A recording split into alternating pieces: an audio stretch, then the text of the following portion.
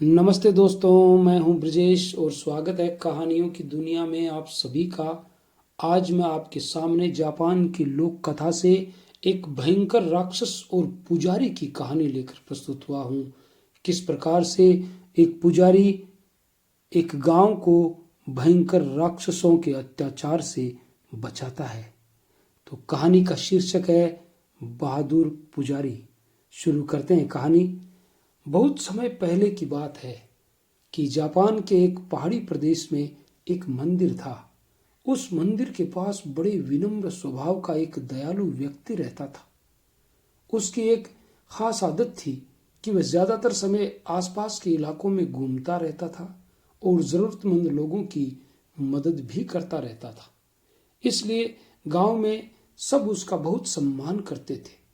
वस्तुतः वह एक प्रसिद्ध सामुराई था, लेकिन एक युद्ध में जब उसका स्वामी राजा मारा गया तो वह जंगलों में भाग गया और फिर एक पुजारी बनकर लोगों की सहायता करने लगा।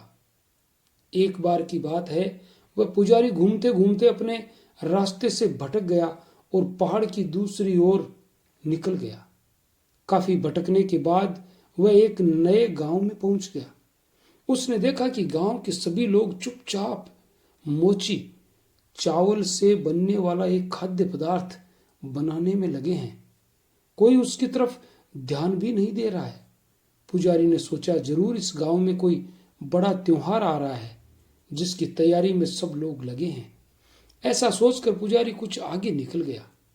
आगे जाकर उसने एक सुंदर और विशाल भवन देखा। सोचा, ये किसी धनवान का घर होगा और यहाँ भी त्योहार की तैयारी के लिए मोची बनाई जा रही होगी। लेकिन जब वह उस घर के पास पहुंचा तो उसे बड़ा आश्चर्य हुआ। उसने देखा कि घर के आंगन में बहुत से स्त्री पुरुष बैठे रो रहे हैं। उनके पास ही एक सुंदर कन्या भी बैठी बैठी रो रही है। पुजारी अपनी उत्सुकता न रोक सका और उसने उस घर के दरवाजे पर जाकर दस्तक दी तो एक बुजुर्ग व्यक्ति बाहर आया। उसने उस बुजुर्ग व्यक्ति से पूछा, क्या बात है कि आप सब लोग रो रहे हैं और दूसरे घरों में सब लोग त्योहार के लिए मोची बनाने में लगे हैं? पुजारी की बात सुनकर बुजुर्ग बोला, आप गलत सोच रहे हैं। हमारे गांव में किसी त्योहार की तैयारी नहीं हो रही है, वरन हम सब एक बड़ी मुसीबत में फंसे हैं। हर साल इन दिनों में हमारे गांव पर बड़ी विपत्ति आती है। वह दक्षिण में जो पहाड़ी आप देख रहे हैं, उसके ऊपर एक भयंकर राक्षस रहता है। वह हर साल इन दिनों में हमारे गांव के लोगों से बलपूर्वक ढेर सारा मोची नामक पकवान लेता है और बलि चढ़ाने के लिए किसी एक घर से एक कन्या को भी लेता है। इसलिए सभी लोग उस राक्षस की आज्ञा का पालन करते हुए मोची बनाने में लगे हुए हैं और इस बार बलि के लिए कन्या देने की बारी हमारी है। इसलिए हमको अपनी इकलौती बेटी उस राक्षस को भेंट स्वरूप देनी होगी। अपनी बेटी के विछोह के दुख में हम लोग पागल हो गए हैं और इस कारण हमारी आंखों के आंसू रुक नहीं रहे हैं। ऐसा कहकर वह बुजुर्ग व्यक्ति जोर जोर से रोने लगा। दयालु पुजारी उनकी मुसीबत की बात जानकर बहुत दुखी हुआ। उसने सोचा, इन लोगों की कुछ मदद करनी चाहिए। उसने कहा कि इस बार आप अपनी कन्या के स्थान पर मुझे बलि के लिए भेंट कर दीजिए। पुजारी की बात सुनकर वह व्यक्ति आश्चर्यचकित रह गया। वह बोला, नहीं, ये नहीं हो सकता। पहली बात तो यह कि आप हमारे अतिथि हैं और दूसरी बात यह कि बलि के लिए वह हमेशा एक कन्या ही लेता है और कोई वहां जा भी नहीं सकता। तब पुजारी ने पूछा, वह ये सब सामान लेने कब आता है? बुजुर्ग बोला, वह नहीं आता है। हम सब लोग ही सारा सामान उसके किले के बाहर रख आते हैं और एक बड़े संदूक में बंद करके हमें कन्या को देना होता है। वह सामने रखा संदूक तो आप देख ही रहे हैं। पुजारी ने देखा, आंगन में एक बड़ा सा संदूक रखा है तथा उसके दोनों ओर बांस के लंबे लंबे हत्थे भी लगे हैं जिनके सहारे उसे उठाकर ले जाया जाता है। तब पुजारी ने पूछा, आप ये सब सामान कब पहुंचाएंगे? बुजुर्ग ने बताया, आज से 2 दिन बाद अमावस्या की रात तक सब सामान और कन्या का संदूक वहां पहुंच जाना चाहिए।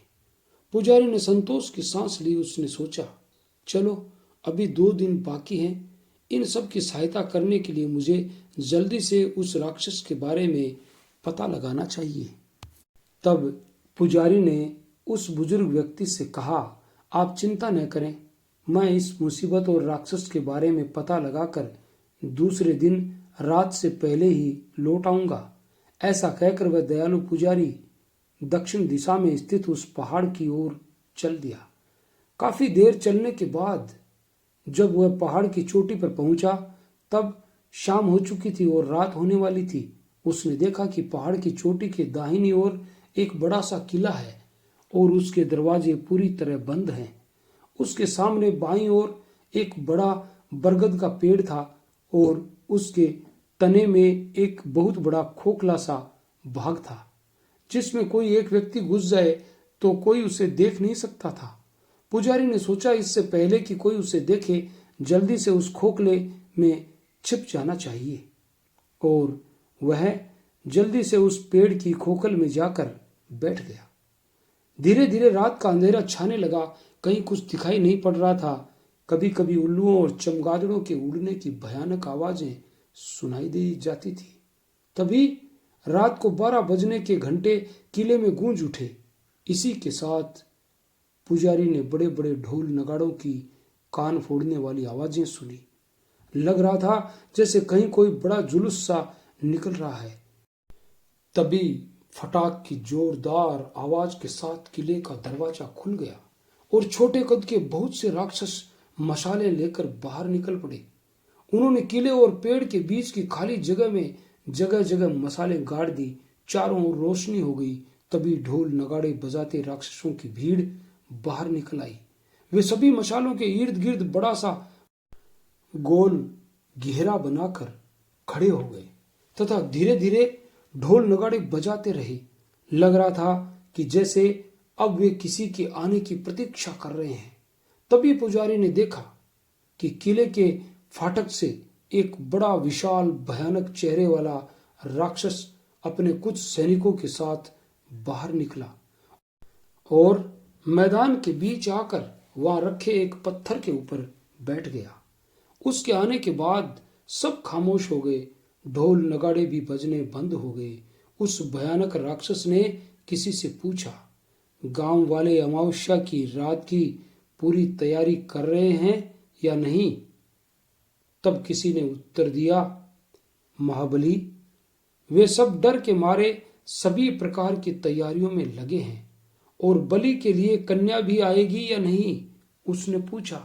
हाँ महाबली, गांव के सबसे बड़े जमींदार की कन्या की बारी है, वह भी तैयारी कर रहे हैं। और ओमी प्रदेश के नगाह शहर का सिपेही तारो तो नहीं आएगा? उसे हमारे बारे में खबर तो नहीं है? हाँ महाबली, उसे कुछ भी खबर नहीं है। तो फिर ठीक है, क्योंकि हमें बस उसी से डर लगता है। चलो आज का नाच गाना शुरू कर दिया जाए। ऐसा कहते ही ढोल नगाड़े फिर बजने लगे और सभी राक्षस मदमस्त होकर नाचने लगे। नहीं आएगा, नहीं आएगा सिपेही तारो, उसे नहीं है कोई खबर हमारी। नाचेंगे, गाएंगे, झूमेंगे सारी रात, अमावस्या की रात खाएंगे मोची प्यारी, तुनक तुनक दिन दिन धन्ना।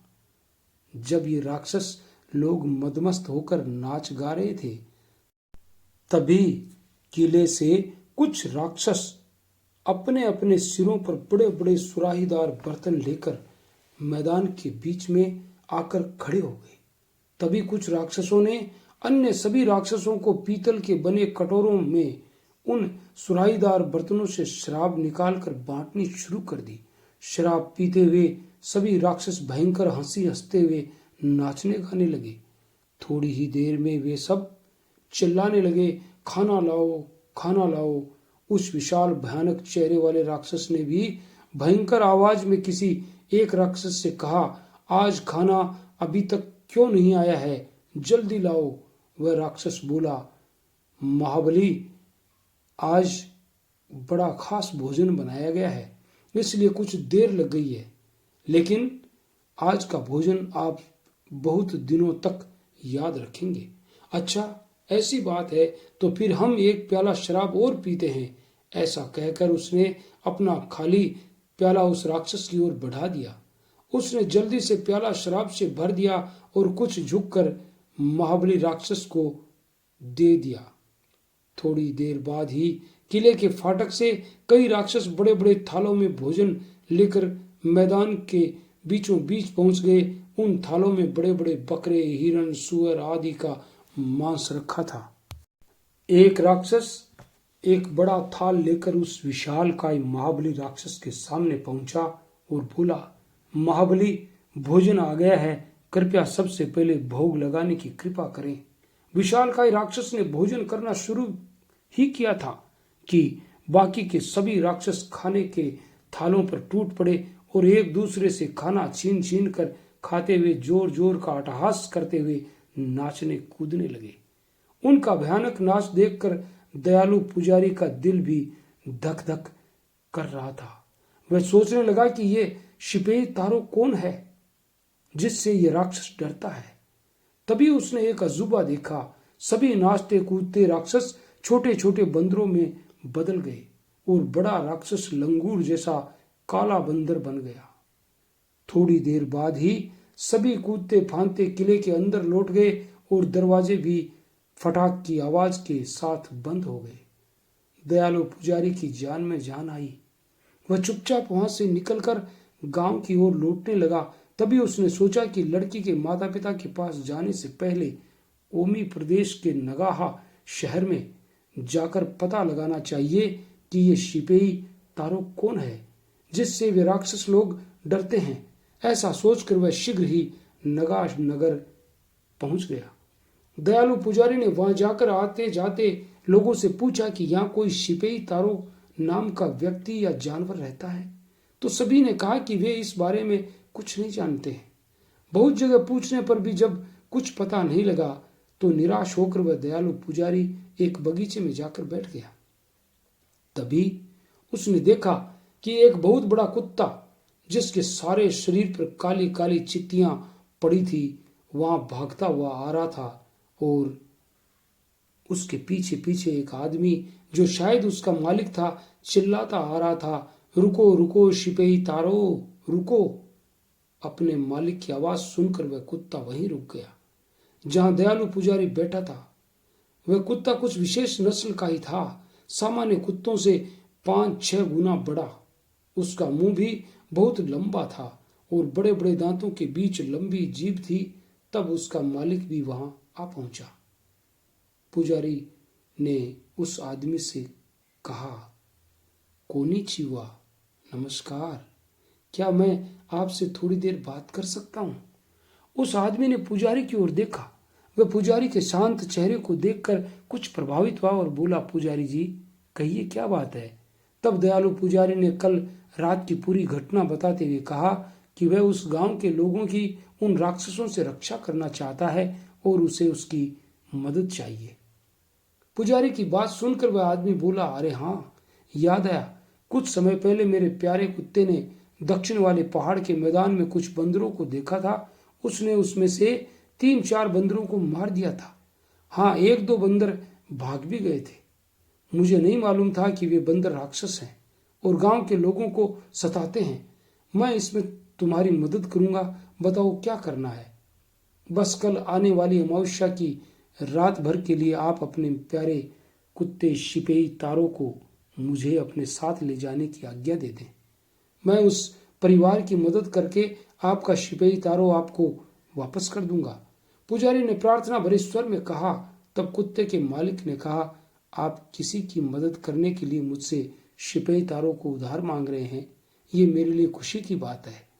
मुसीबत में पड़े गांव की मदद करने के लिए आप मेरे कुत्ते को ले जा सकते हैं। फिर उसने अपने प्यारे कुत्ते को सहलाते हुए कुछ समझाया और दयालु पुजारी को पास बुलाकर उसे सहलाने के लिए कहा। पुजारी ने ऐसा ही किया।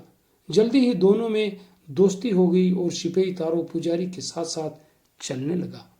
पुजारी ने कुत्ते के मालिक से कहा, आरिगातो, धन्यवाद, मैं परसों यहीं आपको कुत्ता वापस करने आऊंगा। मालिक ने कहा, ठीक है, ईश्वर से प्रार्थना है कि वह तुम दोनों को सफल बनाए। दयालु पुजारी सिपाही तारों के साथ मुसीबत में पड़े गांव की रक्षा करने के लिए जल्दी से चल पड़ा, क्योंकि गांव का रास्ता लंबा था और शाम होने से पहले पहले ही वहां पहुंचना जरूरी था। उधर गांव के सभी बुजुर्ग लोग बड़े बड़े बांस के टोकरों में मोची भरकर लड़की वाले व्यक्ति के घर के आगे इकट्ठे हो गए थे।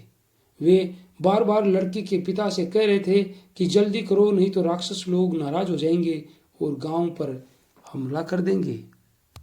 लेकिन लड़की के पिता के मन में अभी भी आशा थी कि वह दयालु पुजारी उसकी मदद के लिए अवश्य आएगा। लेकिन उसने कहा, मेहरबानी करके कुछ देर और रुक जाइए, शायद वह दयालु पुजारी मदद करने के लिए आ जाए। तब भीड़ में से एक आदमी चिल्लाया, वह अकेला पुजारी क्या मदद कर सकेगा? इतने राक्षसों से लड़ना कोई हंसी मजाक नहीं है। जल्दी से अपनी लड़की को संदूक में बैठने के लिए कहो। बेचारे आदमी ने हताश होकर संदूक का ढक्कन खोल दिया और अपनी लड़की से उसमें बैठने के लिए कहा। इसके साथ ही पूरा परिवार उस लड़की से लिपट कर बिलख बिलख कर रोने लगा। लड़की संदूक में बैठने के लिए आगे बढ़ी ही थी कि वह दयालु पुजारी सिपाही तारों के साथ भागता हुआ वहां आ पहुंचा। दयालु पुजारी ने देरी से आने के लिए क्षमा मांगी और फिर पूरी कहानी सुनाकर कहा कि तुम लोग मुझे एक तलवार देकर सिपाही तारों के साथ इस संदूक में बंद करके वहां पहाड़ पर छोड़ आओ। साथ ही मोची भरे टोकरे भी वहां रख आना, ताकि राक्षसों को विश्वास हो जाए कि गांव वालों ने उनकी आज्ञा का पालन किया है। अभी भी कुछ गांव वाले इस योजना के खिलाफ थे, क्योंकि वह कोई खतरा मोल नहीं लेना चाहते थे। उनका सोचना था कि जैसा उनके बरसों से हो रहा है वैसे ही होता रहना चाहिए। क्या पता इस पुजारी और कुत्ते को देखकर राक्षस और ज्यादा नाराज हो जाए, तब तो उनके ऊपर मुसीबतों का पहाड़ ही टूट पड़ेगा। लेकिन ऐसा सोचने वालों के बीच कुछ ऐसे लोग भी थे जो सोचते थे कि आखिर ऐसा कब तक चलेगा, कभी न कभी और किसी न किसी को तो साहस करके उनसे लड़ना ही पड़ेगा। इसलिए हमें दयालु पुजारी की बातों पर भरोसा करके सिपाही तारों के साथ उन्हें छोड़ आना चाहिए। आखिर सब ने उनकी बात मान ली। तब उस बड़े संदूक में दयालु पुजारी और सिपाही तारों को बिठा दिया गया तथा एक तेज धार वाली तलवार पुजारी को देकर संदूक अच्छी तरह से बंद कर दिया गया। फिर कई लोगों ने मिलकर लंबे लंबे बांस के हत्थों से संदूक उठा लिया और पहाड़ की ओर चल पड़े।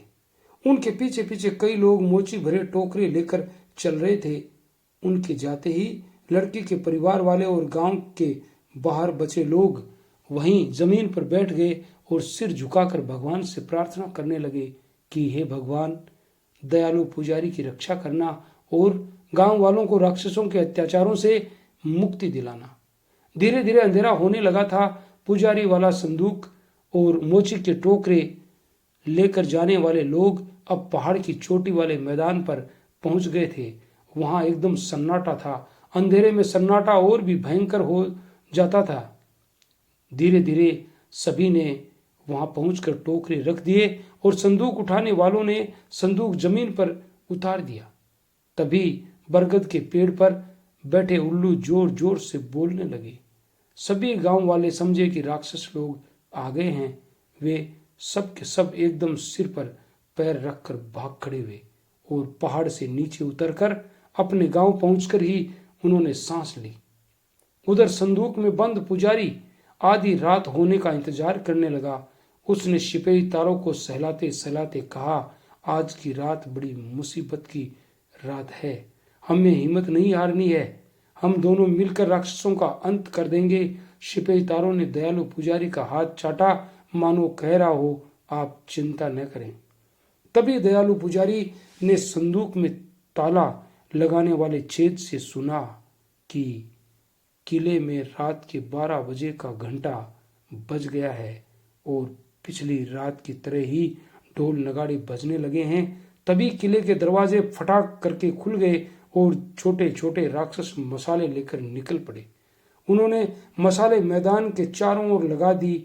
अब कान फोड़ने वाली आवाज के साथ ढोल नगाड़े वाले जुलूस के रूप में आकर वे चारों ओर खड़े होकर ढोल बजा रहे थे। इसके बाद वह विशाल काय काला राक्षस और उसके साथी नशे में झूमते बाहर आ गए। विशालकाय राक्षस पत्थर पर आकर बैठ गया। तब ढोल नगाड़े बजने बंद हो गए तो उस राक्षस ने भयानक आवाज से पूछा, गांव वाले सब सामान दे गए या नहीं? तब किसी ने उत्तर दिया, महाबली ये सब सामान दे गए हैं। और बलि के लिए कन्या भी लाए हैं या नहीं? उसने फिर पूछा। जी, बलि वाली कन्या का संदूक भी वहां रखा है।